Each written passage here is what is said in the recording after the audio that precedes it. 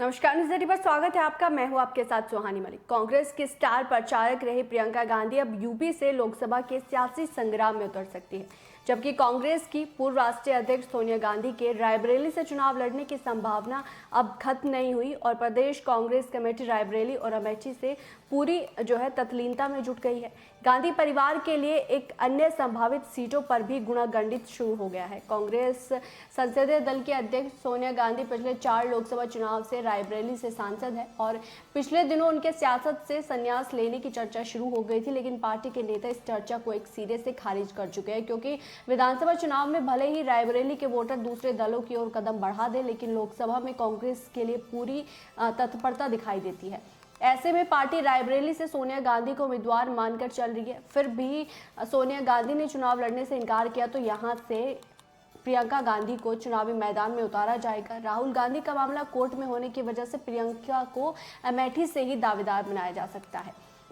कांग्रेस के जो शीर्ष नेता है और नेतृत्व के नजदीकी सूत्रों का कहना है कि तीसरी रणनीति भी बनाई गई है। यदि सोनिया गांधी रायबरेली और राहुल गांधी अमेठी से मैदान में उतरते हैं तो प्रियंका गांधी को अन्य किसी सीट से मैदान में उतारा जा सकता है। इसके लिए सीटों पर वोट बैंक का मंथन चल रहा है। पार्टी के रणनीतिकार ये भी मानते हैं कि प्रियंका गांधी को उत्तर प्रदेश के लोकसभा चुनाव में उतार कर न सिर्फ सांसद की जो संख्या है वो बढ़ाई जा सकती है, बल्कि पार्टी की ओर मतदाताओं के बढ़ते रुझान को भी गति दी जा सकती है।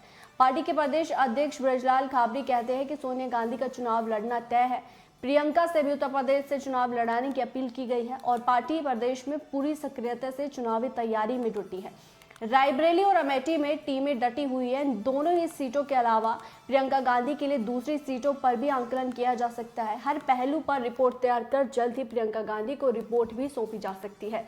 प्रदेश की सियासी नब्ज पर नजर रखने वाले अलीगढ़ आपको बता दें कि जो एक राजनीतिक विशेषज्ञ है वो मानते हैं कि कर्नाटक के बाद मध्य प्रदेश में भी अब जो कांग्रेस है वो सक्रिय है और जहां भी प्रियंका गांधी की जनसभा होती है लोग उनकी बात को गौर से सुनते हैं। ऐसे में प्रियंका गांधी के जरिए पार्टी उत्तर प्रदेश में फिर से खुद को खड़ी कर सकती है। पिछले दिनों प्रियंका ने कहा है कि वो राष्ट्रीय अध्यक्ष का आदेश होगा तो वो चुनाव लड़ेंगी और प्रियंका अभी चुनावी राज्यों में भी जो है वो निरंतर एक्टिव है और उम्मीद है कि देर सवेर वो उत्तर प्रदेश में भी एक्टिव नजर आएगी। लोग प्रियंका गांधी के अंदर उनकी दादी की छवि को देखते हैं। उनकी सिर्फ शक्ल ही अपनी दादी से नहीं मिलती, बल्कि उनके काम करने का जो अंदाज है वो भी अपनी दादी से मिलता है। तो अब 24 के चुनाव से पहले लगातार ये कयास लगाए जा रहे हैं कि अगर यूपी में गठबंधन होता है सपा कांग्रेस और रालोद का, तो जो है प्रियंका गांधी को किसी एक सीट से जो चुनाव लड़ाएंगे, क्योंकि उस सीट पर कांग्रेस की दावेदारी मजबूत हो जाएगी। बहरहाल इस रिपोर्ट पर आपकी क्या राय है, आप क्या समझते हैं, वो जरूर कमेंट बॉक्स में बताएगा। मेरे साथ फिलहाल इतना ही, मुझे दीजिए इजाजत। नमस्कार।